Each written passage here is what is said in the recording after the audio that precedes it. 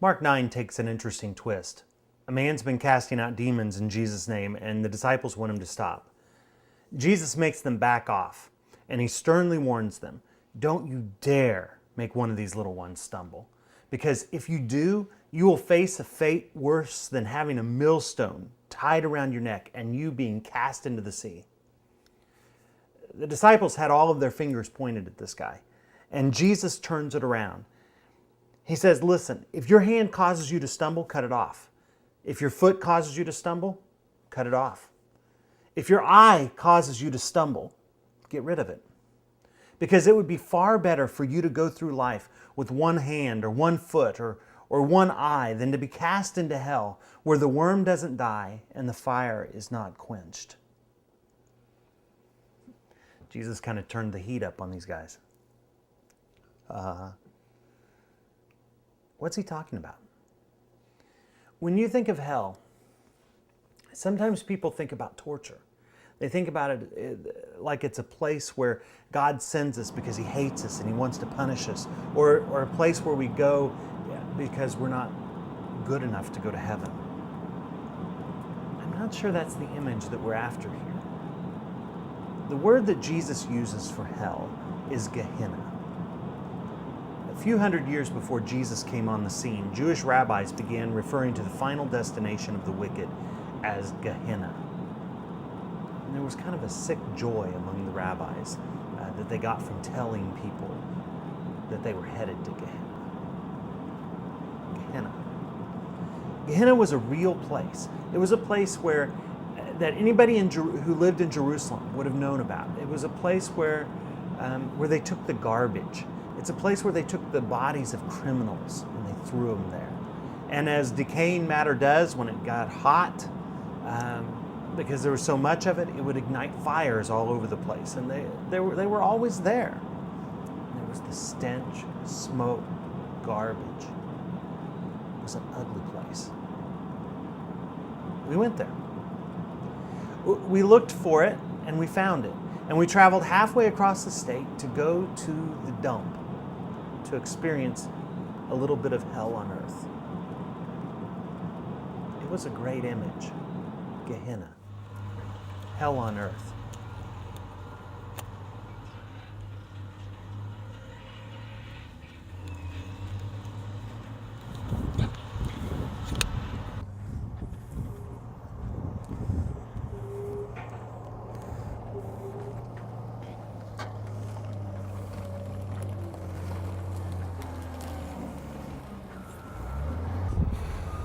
Stuff has a purpose.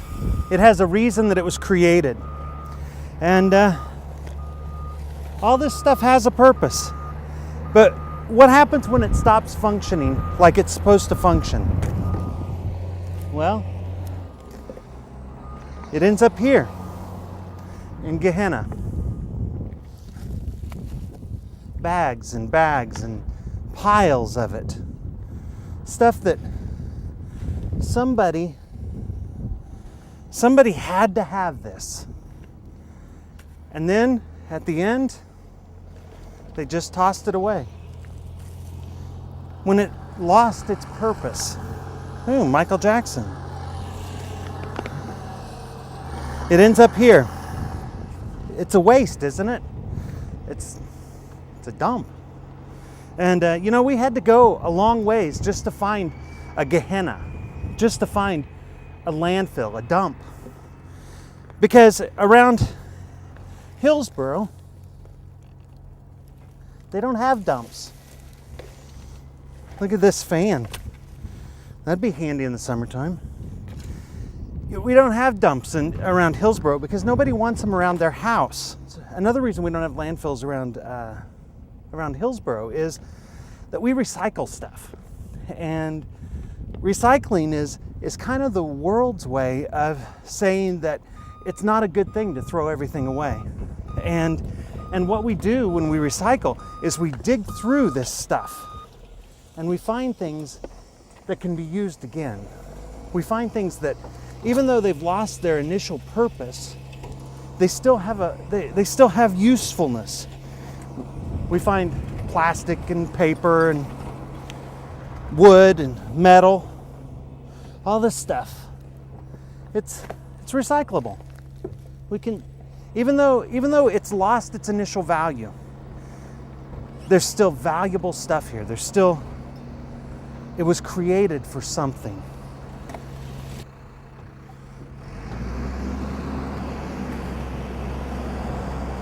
There are actually people who don't recycle. Shocking, I know. There are people who look at their whole society as disposable.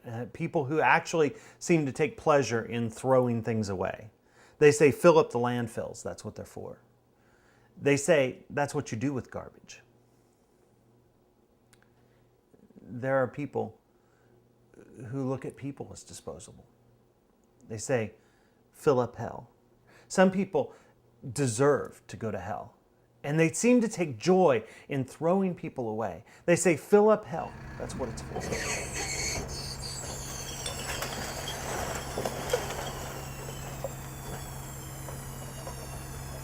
What if hell is not simply the place where God sends people who don't please Him, but what if hell is a place for the empty shells of people who have lost all that they were created for?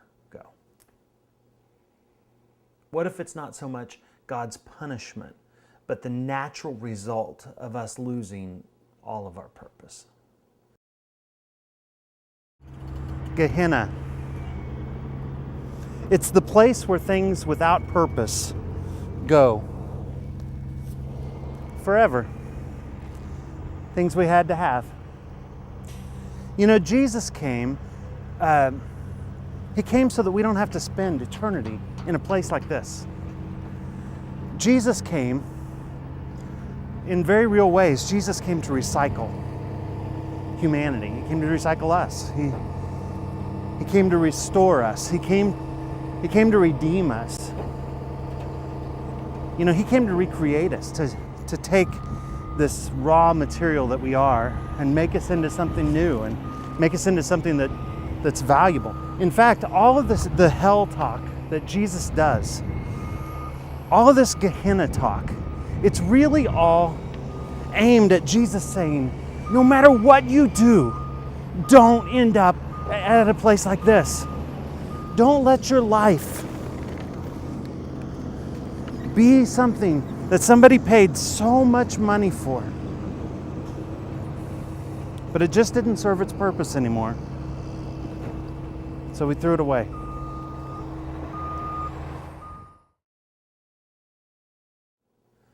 Now, I don't know all that there is about hell, and frankly, I don't want to know. But what I know is this. You were made for a purpose, and you need to be about that purpose. Jesus came, His whole point in coming was to bring you back to that purpose. I mean, look at this place. This is where stuff comes that loses its purpose. Jesus came that you might regain that purpose. Jesus came to the rubbish heap, and He dug through it, and He found you, and He recreated you. And now He's saying to you, don't go back. I don't care what you have to do. I don't care if you have to cut off your hand, if you have to cut off your foot, if you have to gouge out your eye.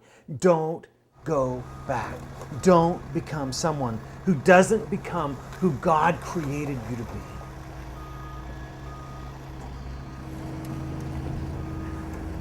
There's got to be something here worthwhile. I mean, Jesus came to find the stuff. He came to find the stuff that was still worth keeping.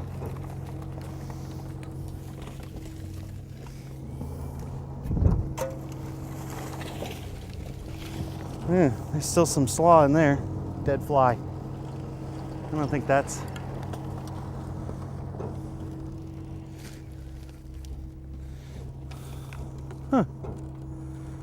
This was created for a purpose. I think it's still good.